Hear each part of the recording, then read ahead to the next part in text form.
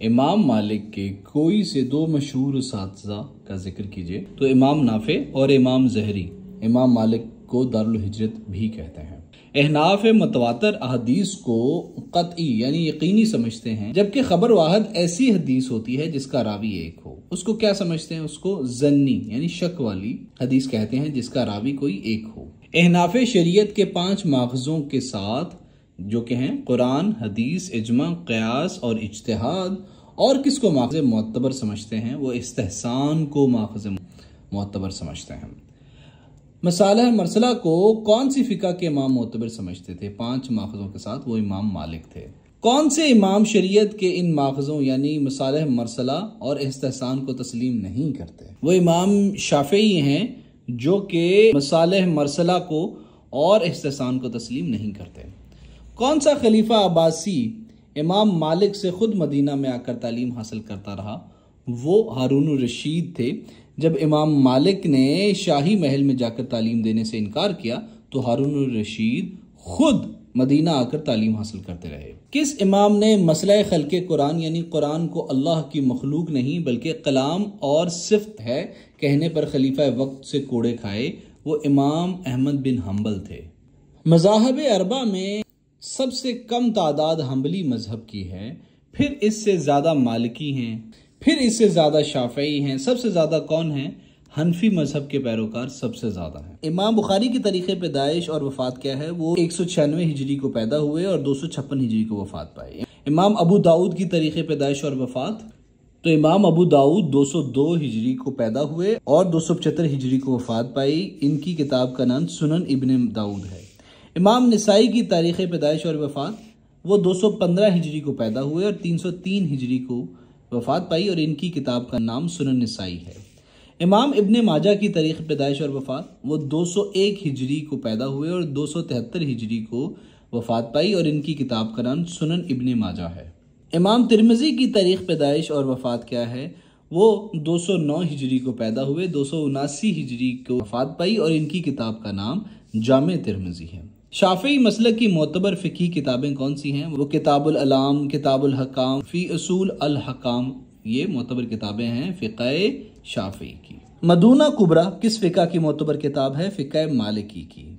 अल मुग़नी इब्न क़दामा किस फ़िक़ा की किताब है? फ़िक़्ह हम्बली की। आपकी ज़वाज मुतहरात में कौन सी ज़ौजा आपसे बावक्त निकाह कंवारी थी? वो हज़रत आयशा थी। ये वाहिद ज़ौजा थी जो कि कंवारी थी। कुल अंबिया और रसूल में से औलुल अज़म पैगंबर डिटरमाइंड प्रॉफिट कितने थे? 5 थे। एक मोहम्मद, इब्राहीम, मूसा, ईसा और नूह अलैहिस्सलाम। कसम का कुफारा क्या है? मतलब अगर कोई बंदा झूठी कसम खा ले, कसम तोड़ दे तो उसका कुफारा क्या है? कसम को अरबी में यमैन भी कहते हैं। इनकी 3 अक़साम हैं। यमैन लगू कसम की आदत, यमैन गमूस माजी के वाक़यात के बारे में कसम खाना, यमैन मोक़दा मुस्तकबिल के बारे में कसम खाना। इस तीसरी कसम पर कुफारा है, पहली 2 पर कोई कुफारा नहीं है। तो सज़ा क्या है? गुलाम आज़ाद करना, 10 आदमियों को लिबास देना, 10 आदमियों को खाना खिलाना कसम की सज़ा है। लान का तरीका क्या है? शरी कवानीन की ये इस्लाह है, शौहर अगर अपनी बीवी पर फहाशी का इल्ज़ाम लगा दे और 4 गवाह पेश ना कर सके तो काजी दोनों के दरमियान लान करवाएगा। लान से मुस्तकिल तौर पर दोनों मियाँ बीवी आपस में जुदा हो जाते हैं। इसका तरीका यह है कि शौहर 4 मरतबा अल्लाह की कसम खाकर कहे मैं सच्चा हूँ और 5वीं बार कहे कि अगर मैं झूठा हूँ तो मुझ पर अल्लाह की लानत हो, और फिर इसकी बीवी 4 मरतबा कसम खाकर कहे कि इसका शौहर झूठा है और 5वीं मरतबा कहे अगर ये सच्चा है तो मुझ पर अल्लाह का गज़ब हो। लान का हुक्म सूरह नूर में है और लान में रुजू नहीं हो सकता। ज़हार क्या है और इसका कुफारा क्या है? बीवी का माँ या बहन कहना ज़हार कहलाता है। मतलब बीवी को माँ या बहन कह देना। किसी भी रिश्ते से तशबीह जिससे निकाह हराम हो उसको वो कह देना ज़हार कहलाता है। इसका कुफारा ये है गुलाम आज़ाद करना, अगर इसकी इस्तात ना हो तो मुसलसल 2 माह के रोज़े रखना, अगर इसकी भी इस्तात ना हो तो 60 मसाकीन को खाना खिलाना। याद रहे फ़र्जी रोज़ा जानबूझकर तोड़ने का कुफारा भी यही है। एला किसे कहते हैं? बीवी से ज़वाजी ताल्लुकात का बाइकाट करने की कसम खाना। इसकी ज़्यादा से ज़्यादा मुद्दत अल्लाह ताला ने 4 माह मुकर्रर की है। 4 माह के अंदर बाइकाट ख़त्म करे और कसम का कुफारा अदा करे। अगर 4 माह पूरे होंगे तो फिर काजी तलाक देने का हुक्म दे देता है। फ़िक़्ह हनफी में हक़ मोहर की तादाद कितनी है? फ़िक़्ह हनफी में हद्द सक़ा चोरी की हद निसाब के मुताबिक कम अज़ कम हक़ महर की तादाद रखी जाए और वो है 10 दिरहम। जबकि बुखारी मुस्लिम की हदीस के मुताबिक चोर की हद रबा दिनार का चौथा हिस्सा है। हद कज़फ क्या है और ये कब नाजिल हुई? हद कज़फ तोहमत की हद को कहते हैं। 5 हिजरी को नाजिल हुई। सूरह नूर के मुताबिक पाक दामन औरत पर फहाशी का इल्ज़ाम लगाने पर ऐसे शख्स पर हद कज़फ नाजिल की जाएगी जिसके पास 4 गवाह मौजूद ना हो। हद कज़फ में 80 कोड़े मारे जाते हैं। हद खमर शराब की हद या पनिशमेंट ऑफ प्रोहिबिटेड ड्रिंकिंग क्या है? वो 80 कोड़े हैं। इसको हद शुर्ब भी कहते हैं। हद ज़िना या पनिशमेंट ऑफ फॉर्निकेशन क्या है? मतलब किसी के साथ ज़िना करने की हद क्या है, उसकी सज़ा क्या है? कमारा या कमारी ज़िना करे तो उसे 100 कोड़े मारकर 1 साल के लिए जिला वतन कर दिया जाएगा। शादीशुदा मर्द या औरत को 100 कोड़े मारकर रजम यानी संसार कर दिया जाएगा। उसको स्टोन डेथ पत्थर मार मार कर कत्ल कर दिया जाएगा। कमारी कनीज अगर ज़िना करे तो हद क्या होगी? काजी जितने चाहे कोड़े मरवाए लेकिन हद कज़फ की सज़ा से कम यानी हद कज़फ की सज़ा से कम होगी यानी 80 कोड़े से कम होगी अगर कनीज कवारी जिना करेगी तो। शादीशुदा कनीज अगर जिना करे तो इसकी हद क्या होगी? 50 कोड़े। हद सिरका कितनी है? मतलब चोरी करने की हद सज़ा कितनी है? चोरी पर हाथ काटने का निसाब है रबा दिनार का चौथा हिस्सा है या 10 दिरहम फ़िक़ह हनफी के मुताबिक। याद रहे कि दिनार सोने का होता है। मौजूदा पाकिस्तानी करेंसी के मुताबिक करीबन 20,000 बनते हैं यानी 20,000 की मालियत से कम चोरी करने पर हाथ नहीं काटा जाएगा। किस शख्स पर दौरे नबूवत में हद ज़िना नाफिज की गई थी? वो माइज़े असलमी रज़ी अल्लाह ताला अन्हा और एक औरत गमदिया पर हद ज़िना नाफिज की गई थी। किस औरत पर रसूल सल्लल्लाहु अलैहि वसल्लम के दौर में हद सिरका यानी चोरी की हद नाफिज की गई थी? चोरी की सज़ा किसे मिली थी रसूल सल्लल्लाहु अलैहि वसल्लम के दौर में? वो कबीला बनु मखजूम की फातिमा नामी औरत पर ये चोरी की सज़ा दी गई थी, जिस पे आपने कहा था अगर मेरी बेटी फातिमा भी होती तो उसे भी सज़ा मिलती। अदालत में अगर मुद्दई के पास गवाह ना हो तो फैसला कैसे किया जाएगा? तो फिर मुद्दा अलैह से कसम ली जाएगी। बुखारी मुस्लिम के अंदर है ये। अगर मुद्दई के पास एक गवाह हो तो फिर जज फैसला कैसे करेगा? फिर मुद्दई से कसम ली जाएगी यानी एक गवाह और दूसरी कसम मिलाकर मुद्दई के हक में फैसला कर दिया जाएगा। अगर किसी चीज़ के 2 दावेदार हों और दोनों 2 गवाह पेश करें तो इस चीज़ का फैसला कैसे होगा? वो चीज़ उन दोनों में बराबर तकसीम कर दी जाएगी। दहशत गर्द और खुदकुश हमला आवरों की सज़ा किस सूरत में आई है? सूरह अल माइदा के अंदर आई।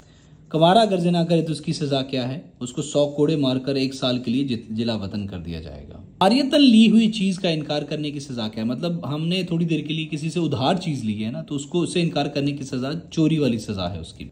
चोरी की सज़ा क्या है? चोरी के निसाब के मुताबिक अगर चोरी की तो उसका हाथ काटा जाएगा सूरह अल माइदा के अंदर। जबकि याद रहे चोरी का निसाब रबे दिनार है, दिनार का चौथा हिस्सा या 10 दिरहम फ़िक़ह हनफी के मुताबिक। कुर्बानी के जानवर को अरबी में क्या कहते हैं? उसको हुदी कहते हैं। हदिया देकर वापस नहीं लिया जा सकता, लेकिन अगर बाप अपनी औलाद में नाइंसाफ़ी कर बैठा हो तो दिया हुआ हदिया वापस ले सकता है या नहीं? वो वापस ले सकता है, बल्कि वापस लेना ज़रूरी है। ये अबू दाऊद, इब्न माजा और तिरमिज़ी के अंदर है। हज़रत अबू बकर सिद्दीक़ रज़ी अल्लाह ताला अन्हु की खिलाफत 2 साल 3 माह थी। किस सन से किस सन तक थी? 11 हिजरी से लेके 13 हिजरी तक थी यानी 632 से 34 तक थी। और इनकी नमाज जनाजा हज़रत उमर ने पढ़ाई थी। हज़रत उमर की खिलाफत 10.5 साल रही। कब से कब तक रही? तो वो 634 से लेके 644 तक रहे यानी 13 हिजरी से लेके 23 हिजरी तक। इनकी नमाज जनाजा सुहेब ने पढ़ाई थी। हज़रत उस्मान गनी की खिलाफत 12 साल रही। किस सन से लेके किस सन तक? वो 644 से लेके 656 तक रहे और यानी 23 हिजरी से लेके 35 हिजरी तक। इनकी नमाज जनाजा हज़रत ज़ुबैर बिन नबवान या हज़रत जबीर बिन मुअज़्ज़म ने पढ़ाई। हज़रत अली की खिलाफत 5.25 साल रही। किस सन से लेके किस सन तक? हज़रत अली 656 से लेके 661 तक उनकी खिलाफत रही यानी 35 हिजरी से लेके 40 हिजरी तक। इनकी नमाज जनाजा हज़रत हसन ने पढ़ाई थी। जंग यमामा मसलिमा कज़ाब से किस दौर में हुई थी? हज़रत अबू बकर के दौर में हुई थी, जो पहले खलीफा थे। जंग कादसिया 635 ईस्वी में हुई थी। ईरानी कमांडर रुस्तम था। मुसलमानों के सिपा सलार हज़रत साद बिन अबी वक़ास थे। 637 ईस्वी में दमिश्क फतह हुआ। उस टाइम कमांडर कौन था? हजरत उबैदा इब्न जर्राह रजी अल्लाह ताला अन्हु, खालिद बिन वलीद रजी अल्लाह ताला अन्हु, जबकि रूमी कमांडर नस्तास बिन नस्तूरस था। जंग जमल 656 ईस्वी में हुई, जंग सफीन 657 ईस्वी में और जंग नहरवान 658 ईस्वी में। किस खलीफा राशिद के दौर में हुई? हजरत अली रजी अल्लाह ताला अन्हु के दौर में हुई। जंग आम में हुफाज कराम कसरत से शहीद हो गए तो हजरत अबू बकर सिद्दीक को कुरान एक जिल्द में जमा करने का मशवरा किस सहाबी ने दिया? हजरत उमर रजी अल्लाह ताला अन्हु ने। हजरत उस्मान गनी रजी अल्लाह ताला अन्हु को कुरान दोबारा जमा करने का मशवरा किस सहाबी ने दिया जब किरतों में इख्तलाफ हुआ, ताकि हर किरत में तिलावत किया जा सके? तो वो थे हजरत हुज़ैफा बिन यमान।